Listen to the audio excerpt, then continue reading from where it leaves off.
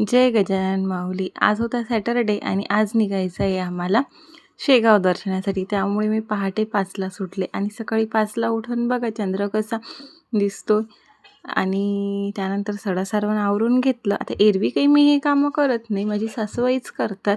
पण लवकर उठले आणि हे काम केल्याशिवाय बाकीची कामं काही होत नाही, त्यामुळे ते आधी आटपून घेतले.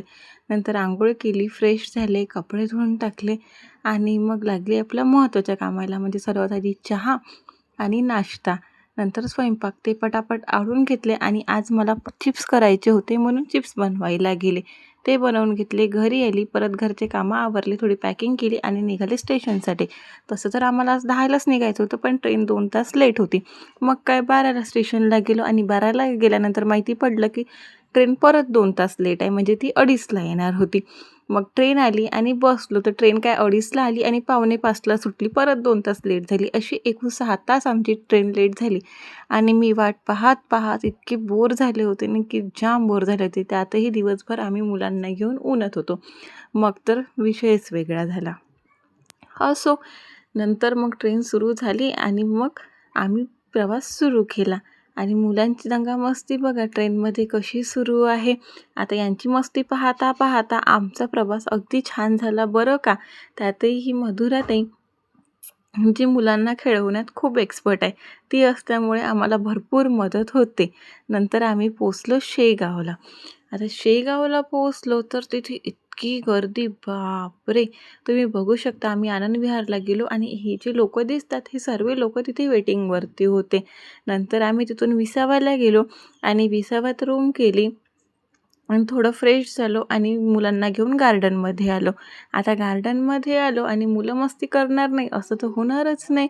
तिथे छान पाणी मारलं होतं आणि माझा विठू बघा कसा दंगा करत होता. त्याने 10 ते 10:30 पर्यंत तिथे भरपूर मस्ती केली. मी समोर आणि तो मागे. त्याला तिथे खेळायला खूप मजा येत होती. कारण दिवसभर ऑलरेडी गरम झालं होतं आणि संध्याकाळी असा थंड पाहायला लागल्यानंतर मुलांचा दंगाची तर विषयच वेगळा आहे. नंतर काय आम्ही जेवण वगैरे केलं आणि मग रात्री 12 वाजता आराम करायला गेलो आणि नंतर मग मी डायरेक्ट व्लॉग दुसऱ्या दिवशी सुरू केला. आता मी हा 2 दिवसाचा व्लॉग एकत्र बनवते आहे, कारण मला शूट करायला तितकासा वेळ मिळालाच नाही. एक तर ऊन, त्यातही मुलं. नंतर सकाळी उठून फ्रेश झाले, अंघोळ केले आणि थोडीशी तयारी करून घेतली. आता तयारी काही मी खूप करत बसले नाही. साधं आपलं मॉइश्चरायझर, सनस्क्रीन आणि कॉम्पॅक्ट पावडर लावून, लिपस्टिक लावून, टिकली लावून तयार झाले.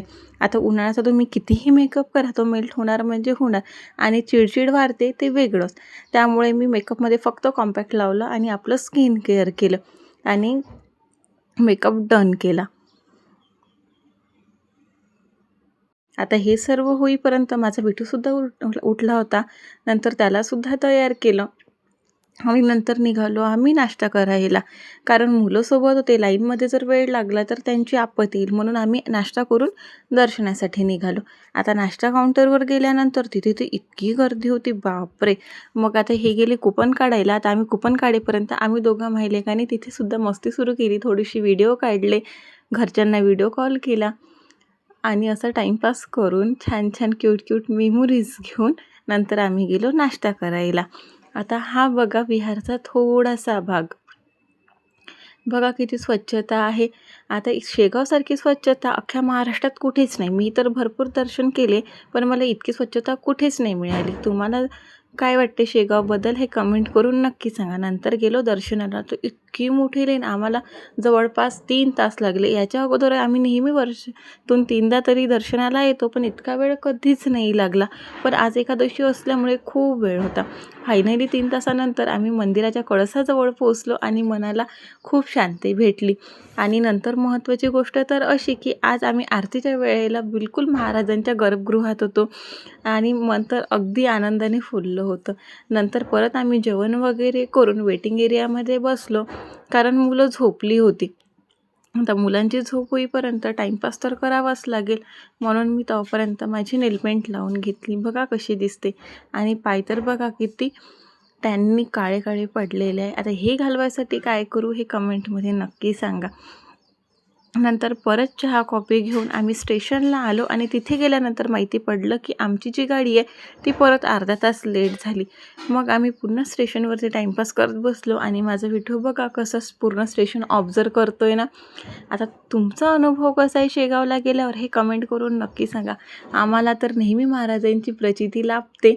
आता या काही सांगायच्या गोष्टी नाही आहे. आम्ही खूप सारं अनुभवलं आहे आणि प्रत्येक अनुभव सांगता येत नाही.